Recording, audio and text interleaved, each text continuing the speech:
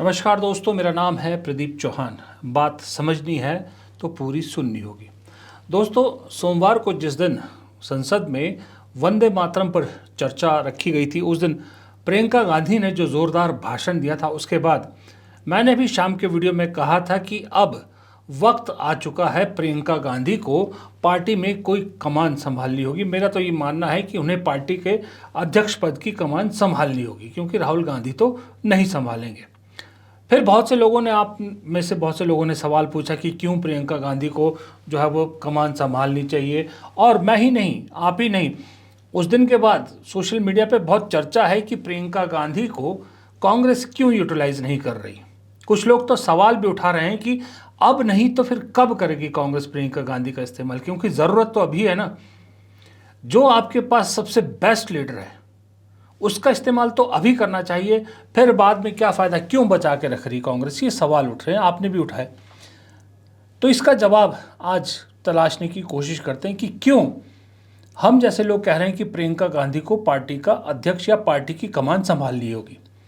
उसकी मोटे तौर पे दो वजह हैं। पहली वजह मैंने आपको बता दिया कि राहुल गांधी तो अध्यक्ष बनेंगे नहीं, तो ऐसे में अब अध्यक्ष का जिम्मा है मल्लिकार्जुन खड़गे के पास।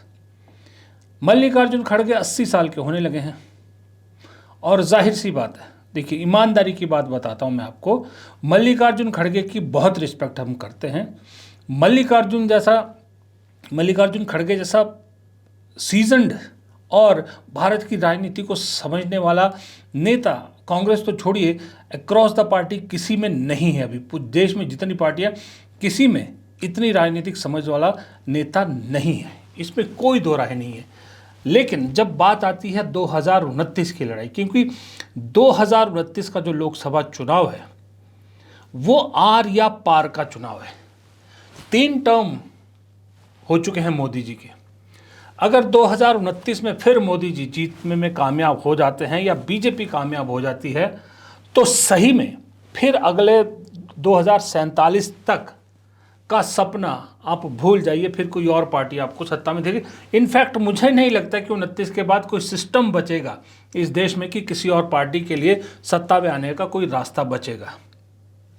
उसी तरह से अगर 2029 में कांग्रेस नहीं जीतती है, सत्ता तक नहीं पहुंच पाती है या विपक्ष नहीं जीत पाता है, तो आगे रास्ते सब बंद हो जाएंगे। वो कोशिश तो 2029 से पहले की जा रही है, लेकिन 2029 के बाद तो कंफर्म है। ऐसे में मल्लिकार्जुन खड़गे पार्टी को लीड नहीं कर सकते हैं, ये बात तय है। मैंने उस दिन नाम सचिन पायलट और गौरव गोगोई का भी दिया था, लेकिन सचिन पायलट राजस्थान में ज़्यादा इंटरेस्टेड है, इसमें कोई शक नहीं है। गौरव गोगोई शायद अभी उस पोजीशन के लिए अपने आप को तैयार ना पाए कि वो राष्ट्रीय पार्टी को लीड करे। तो ऐसे में नाम बचता है प्रियंका गांधी। प्रियंका गांधी इस कांग्रेस का पूरा कायाकल्प कर सकती है। दरअसल हम यहां पर राहुल बनाम प्रियंका गांधी नहीं कर रहे हैं। मेरा सिंपल फॉर्मूला है कि जिस तरह से 2004 से 14 तक पार्टी संभाली थी सोनिया गांधी ने और सरकार संभाली थी मनमोहन सिंह ने, वही कॉम्बिनेशन प्रियंका गांधी और राहुल गांधी का हो सकता है। उसकी वजह यह है कि मनमोहन सिंह राजनेता कमज़ोर थे, लेकिन अर्थशास्त्री नंबर 1, देश को आर्थिक पथ पर लाने के लिए नंबर 1, दिमाग से नंबर 1, आर्थिक योजनाओं या देश की स्थिति को कैसे सुधारा जाए, देश को आगे कैसे ले जाए इसके बारे में सबसे बेस्ट आदमी थे। इसलिए प्रधानमंत्री की कुर्सी के लिए सोनिया गांधी ने उन्हें चुना और वो सही भी साबित हुए। लेकिन संगठन कैसे चलता है, पार्टी को एकजुट रखना है और साथ में पार्टी को सेकंड टर्म में पहले से ज़्यादा सीटें दिलानी है, ये सोनिया गांधी जानती थी। सोनिया गांधी में, इंदिरा गांधी के बाद कांग्रेस में अगर कोई वो उस तरह का करिश्मा रखती थी तो वो सोनिया गांधी थी कि सोनिया गांधी की बात पार्टी में कोई टाल नहीं सकता था। जो सोनिया गांधी के खिलाफ बगावत करके पार्टी छोड़ के गए थे, वो बाद में सब उसी कांग्रेस के साथ आ गए थे, चाहे वो शरद पवार है या कोई और था। इसलिए सोनिया गांधी ने पार्टी को संभाला और मनमोहन सिंह ने सरकार को संभाला।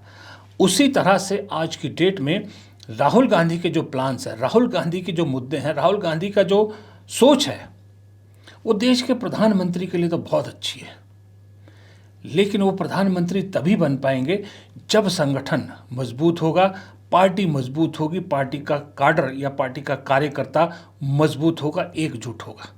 वो राहुल गांधी वहाँ लैक करते, क्योंकि राहुल गांधी के पास एक ही कला की कमी है सिर्फ, और वो कमी है कि वो जोशीले वक्ता नहीं है। वो वैसे वक्ता नहीं है कि जो पार्टी के अंदर जोश भर सके।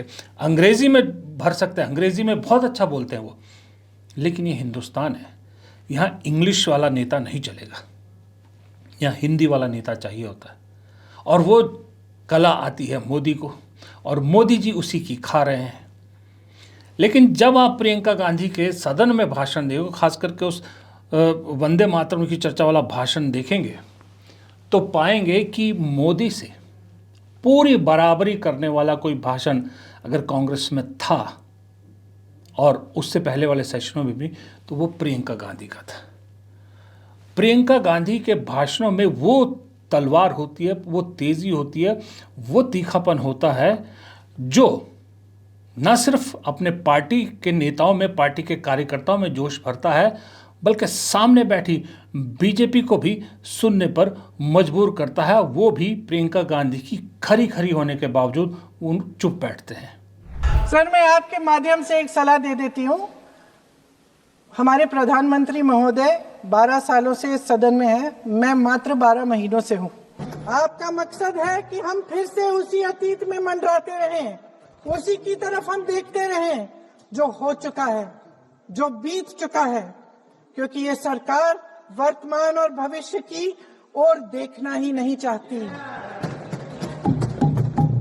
वे इस काबिल ही नहीं रही। सच्चाई ये है अध्यक्ष महोदय कि आज मोदी जी वह प्रधानमंत्री नहीं रहे जो एक समय में थे। सच ये है कि ये दिखने लगा है, उनका आत्मविश्वास घटने लगा है, उनकी नीतियां देश को कमजोर कर रही हैं, और मेरे सत्ता पक्ष के साथी चुप इसलिए हैं क्योंकि अंदर अंदर से वे भी इस बात से सहमत हैं। ये प्रियंका गांधी ही हैं जो एक लाइन में कहती हैं कि मोदी जी को 12 साल हो गए इस सदन में और मुझे तो सिर्फ 12 महीने हुए हैं, और वहीं दूसरी लाइन में कहती हैं कि मोदी जी में अब वो दम नहीं रहा, और उनकी पार्टी वाले भी ये बात समझते हैं। प्रियंका गांधी के भाषण में इतना वो होता है तीखापन, या इतना दम होता है कि सामने बैठे सत्ता पक्ष के लोग भी चुपचाप सुनते हैं। राहुल गांधी के भाषण में आपने सुना होगा बहुत बार हल्ला करते हैं, लेकिन प्रियंका गांधी के भाषण के दौरान किसी की हिम्मत नहीं होती कि ज़्यादा हल्ला गुल्ला करे, क्योंकि प्रियंका गांधी जो बोलती हैं फैक्ट्स के साथ बोलती हैं, और उस लहजे में बोलती हैं कि बात भी अपनी रह जाए और सामने वाला कुछ बोल भी ना पाए।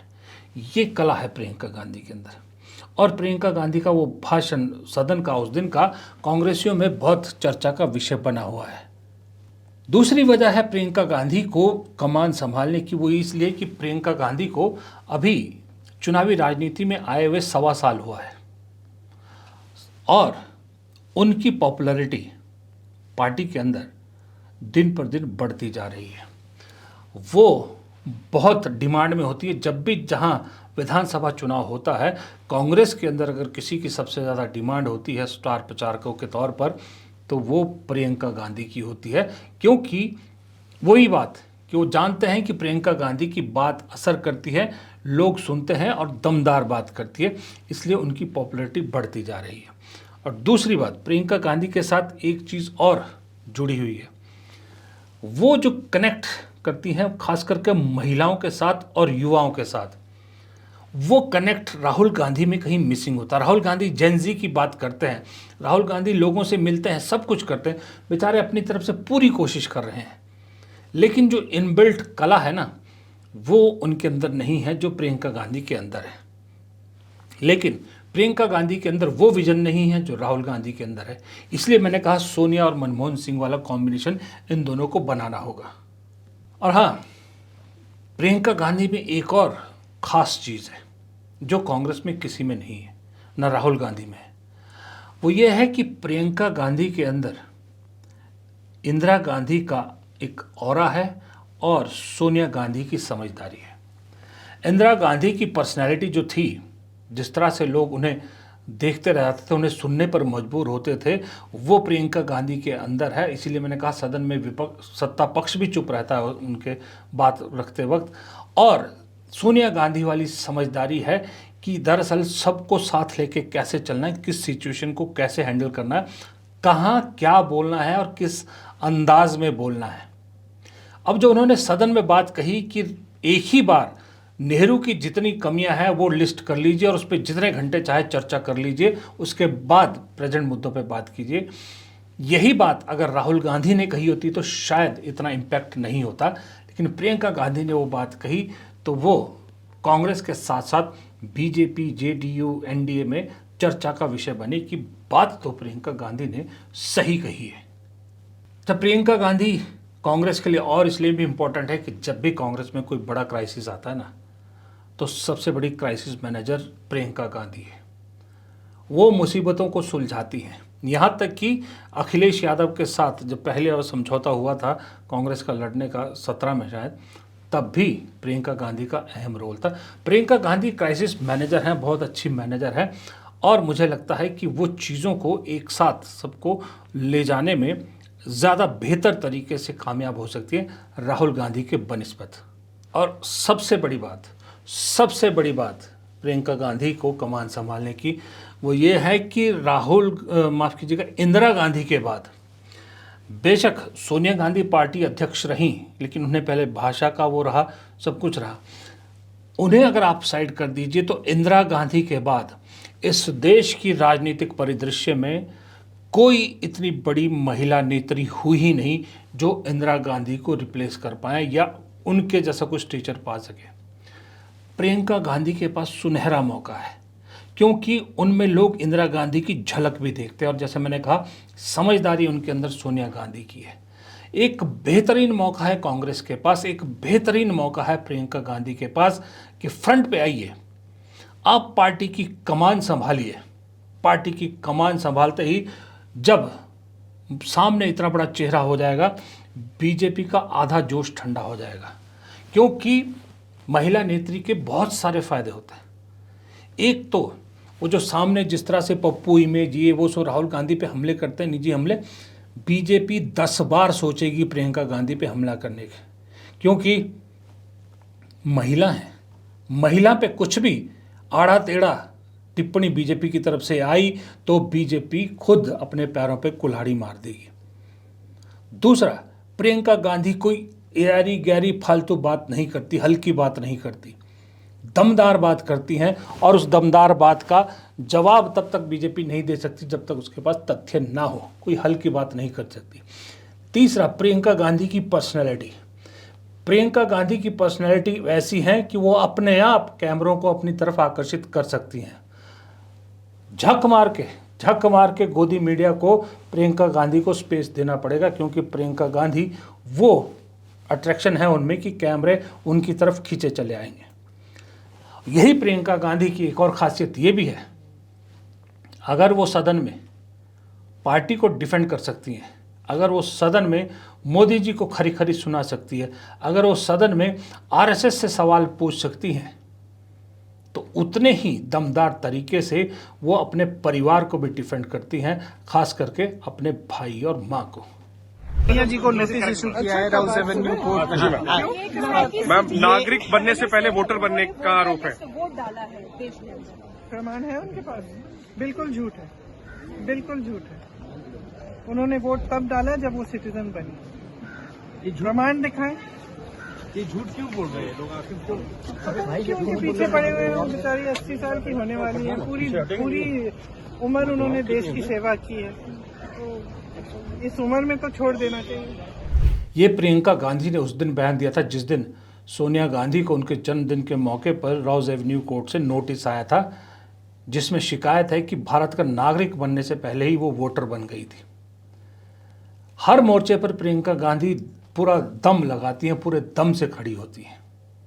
ये प्रियंका गांधी की खासियत है, इसलिए प्रियंका गांधी को अध्यक्ष पद पे देखना चाहते हैं लोग। और दूसरी बात, इन सब को अगर आप छोड़ भी दीजिए, इन सब बातों को छोड़ दीजिए, सबसे अहम बात प्रियंका गांधी के लिए अध्यक्ष पद संभालने की ये है कि अक्सर ये देखा गया है कि राहुल गांधी अकेले पड़ जाते हैं। जब भी सरकार पे प्रहार की बात होती है, राहुल गांधी अक्सर अकेले पड़ जाते दिखते हैं। मल्लिकार्जुन खड़गे ऐसा नहीं है कि जान के नहीं करते, लेकिन उम्र बहुत बार उनके आड़े आ रही है, उम्र बहुत उनके आड़े आ रही है। इसलिए जो सपोर्ट मोदी को अमित शाह से मिलता है, राहुल गांधी को वो सपोर्ट कहीं और से नहीं मिलता। एक बार प्रियंका गांधी अगर अध्यक्ष बन जाती हैं, अध्यक्ष पद पर बैठ जाती हैं, तो वो वजन राहुल गांधी के पीछे खड़ा हो जाता है। राहुल गांधी खुल के लड़ सकते हैं, फिर राहुल गांधी जो मुद्दे उठा सकते हैं खुल के उठा सकते हैं। आज की डेट में राहुल गांधी दो नावों की सवारी कर रहे हैं, या यूं कहें कि डबल बोझ उठा रहे हैं। एक तरफ मोदी सरकार के खिलाफ लड़ रहे हैं, वोट चोरी के मुद्दे को लेकर लड़ रहे हैं, अडानी के मुद्दे पर लेकर लड़ रहे हैं। दूसरी तरफ उनकी बदकिस्मती है कि उन्हें जनरल सेक्रेटरी ऑर्गेनाइजेशन भी ऐसा मिला है कि संगठन मजबूती का काम या संगठन सृजन का काम भी राहुल गांधी को ही देखना पड़ रहा है, खुद ही देखना पड़ रहा है। तीसरी तरफ उन्हें अपनी बीमार मां का भी ध्यान रखना होता है।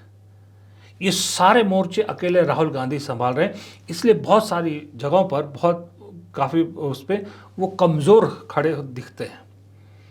इसीलिए देखिएगा, जब भी राहुल गांधी इस देश से बाहर जाते हैं, बीजेपी कितनी खुल के मैदान पे आती है। खुला मैदान एक तरह से उन्हें मिल जाता है। लेकिन अगर प्रियंका होंगी तो सवाल ही पैदा नहीं है कि राहुल गांधी कभी अकेले पड़ें या फिर बीजेपी को ऐसा खुला मैदान मिले। तो ये कुछ वजह हैं जिसकी वजह से लोगों को लगता है कि प्रियंका गांधी के लिए मौका भी है, दस्तूर भी है, और सबसे बड़ी बात, इस पार्टी की, इस देश को ज़रूरत है, और दोनों को प्रियंका गांधी की ज़रूरत है। फिलहाल इस वीडियो में इतना ही। अगर आपको वीडियो पसंद आया तो लाइक ज़रूर कीजिएगा। अगर आप मेरी बात से सहमत हैं तो शेयर कीजिएगा, और कमेंट बॉक्स में अपनी राय देना मत भूलिएगा। और अगर आपने चैनल को सब्सक्राइब नहीं किया है तो हाथ जोड़ के विनती है कि चैनल को सब्सक्राइब ज़रूर कीजिएगा। नमस्कार।